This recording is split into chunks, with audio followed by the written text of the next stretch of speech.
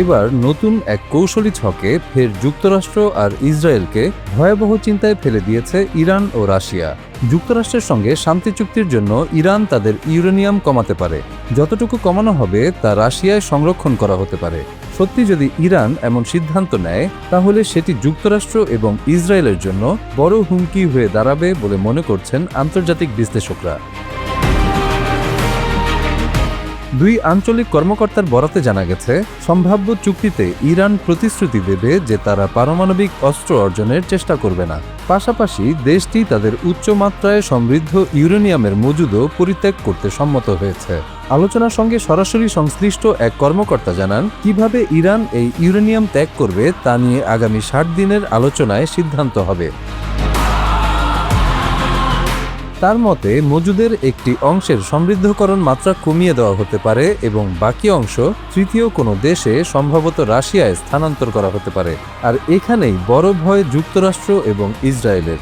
পারমাণবিক অস্ত্রে রাশিয়া এমনিতেই শক্তিশালী। ইরানের ইউরেনিয়াম হাতে পেলে সেই শক্তি তাদের জন্য হুমকি হতে পারে বলে ধারণা করা হচ্ছে।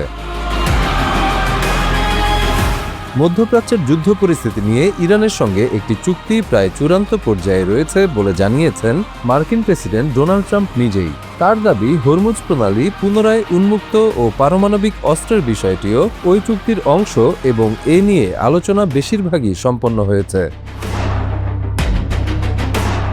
ইসরায়েল সহ মধ্যপ্রাচ্যের বিভিন্ন মিত্র দেশের নেতাদের সঙ্গে ফোন আলাপের পর ট্রাম্প এই মন্তব্য করেন। তবে যুক্তরাষ্ট্রের অন্যান্য কর্মকর্তারা সতর্ক অবস্থান নিয়েছেন। পররাষ্ট্রমন্ত্রী মার্কো রুবিও বলেন, উল্লেখযোগ্য অগ্রগতি হয়েছে, তবে এখনো চূড়ান্ত অগ্রগতি হয়নি।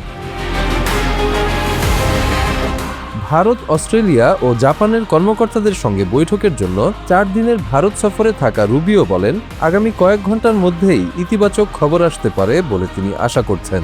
তার মতে, আলোচনার সবচেয়ে বড় সাফল্য হল বিশ্বকে আর ইরানের পারমাণবিক অস্ত্র নিয়ে উদ্বেগে থাকতে হবে না।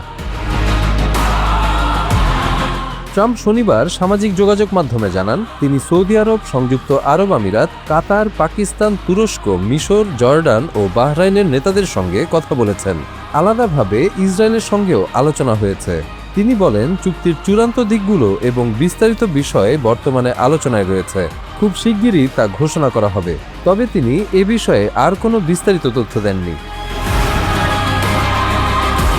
আন্তর্জাতিক পরমাণু শক্তি সংস্থার তথ্য অনুযায়ী ইরানের কাছে বর্তমানে 440.9 কেজি ইউরেনিয়াম রয়েছে, যা 60% পর্যন্ত সমৃদ্ধ করা হয়েছে।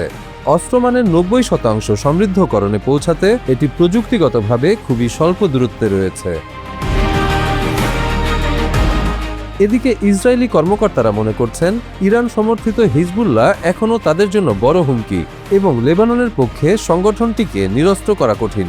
প্রধানমন্ত্রী বেনিয়ামিন নেতানিয়াহু ট্রাম্পকে জানিয়েছেন, লেবানন সহ সব ক্ষেত্রে হুমকির বিরুদ্ধে ব্যবস্থা নেওয়ার স্বাধীনতা ইসরায়েল বজায় রাখবে। নাম প্রকাশে অনিচ্ছুক এক কর্মকর্তা এমন তথ্য জানিয়েছেন।